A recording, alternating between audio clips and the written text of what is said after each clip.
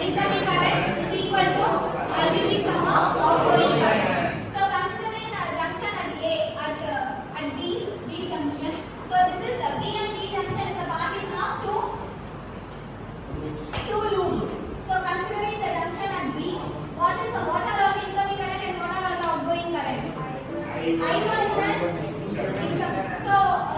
incoming current is considered as a positive current and outgoing current is considered as a negative current. So leading current and incoming current. So I1 is in term of positive. So then minus I3. What about this galvanometer current?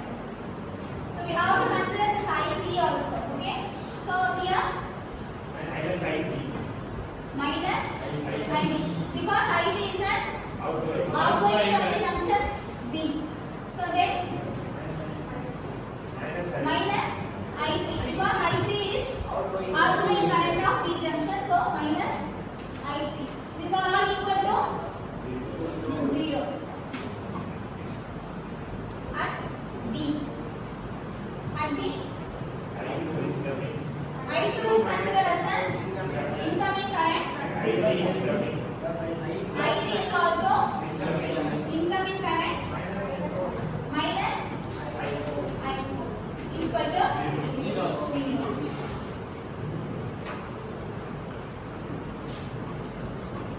Apply voltage law. Apply voltage law for this loop. So we all know that voltage law is sum of the potential difference across the closed loop is equal to 0. So consider these two loops. So current is marked in a clockwise direction. So here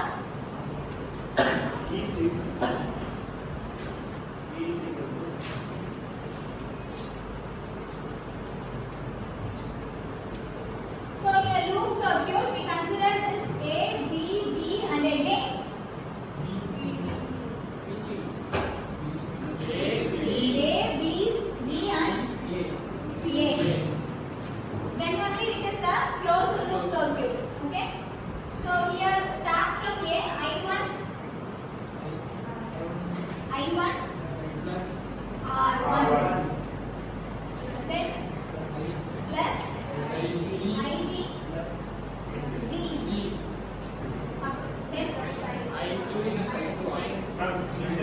Minus I2. Why? Because I2 direction is in opposite direction, so we are taking it as negative value.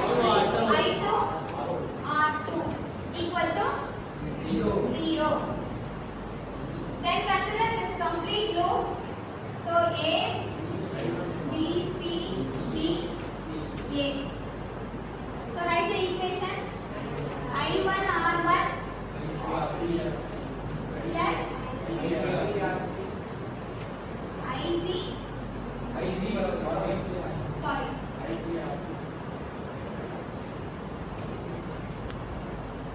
I3 R3 minus I4 RX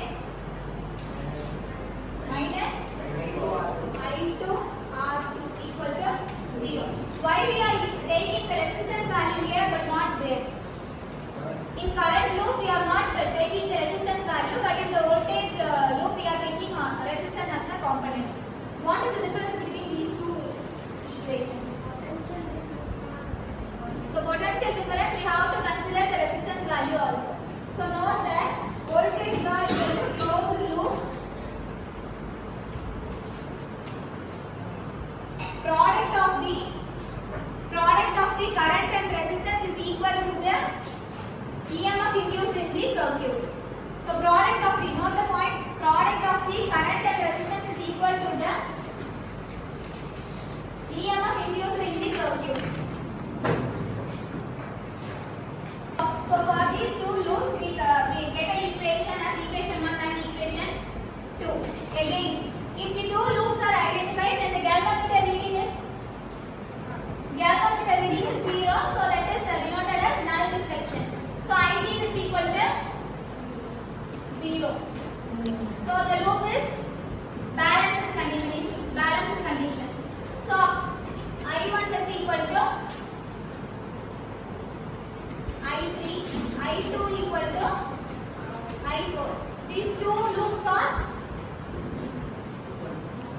circuit is in balanced condition, then these loop flow of current is equal to the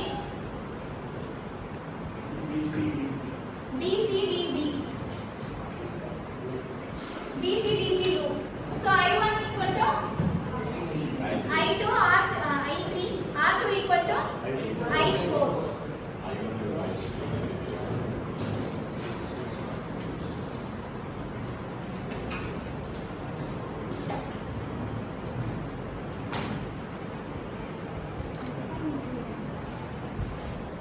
So substitute the equation 3 and 4 in equation 2, we get that I1 R1 plus I1 R3 minus I2 Rx minus I2 R2 equal to 0. So then writing the positive side and negative side separately, we can get I1 R1 plus I1 R3 equal to I2 Rx plus I2 R2. Equation number